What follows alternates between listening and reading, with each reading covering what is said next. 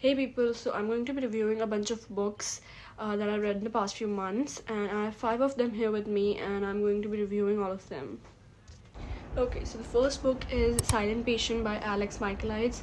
This book is a psychological thriller mystery. I absolutely love this book. This book is maybe like 300 pages long, and this is a pretty fast-paced book, and for a thriller this is definitely like such a good read.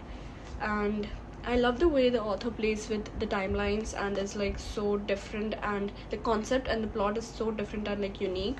I loved the ending. I literally woke up at 5 to complete this book. It was such an amazing ending, and you could like never imagine the plot twist or like the ending in it. And that's the thing that I loved about it, that it always lived up to my expectations, because I expected something, like every time I expected something it was like totally different from that. And that's the thing that I loved. Like every time I build my expectation onto something, it would like top it off to something more nice plot. I just love the whole concept and the plot, and the characters were also really good in this. Okay, so for the next book I have Normal People by Sally Rooney. This is a book talk favorite, and like everybody loves it, and I have no idea how. This is such, like, I won't even say that, but it was such a boring read. And even when I finished this book, this was like, honestly I felt that the two characters won't end up with each other, and I was like hoping that they won't, because I just thought they were not made for each other. And even though like they seem like they're made for each other, but honestly for me they weren't. They weren't. They were like super not into each other. Okay, so the next book is House of Screams by Andalib Wajid. I actually don't remember anything about this book because I read like a few months back, and you know what, I'll just read it. So this book is pretty, like a small horror story kind of book, and it's not really good, but it's also at the same time not really bad. I think this could have been written, the plot was amazing. I loved the plot, the ending, like everything was like really good. And it had the drama.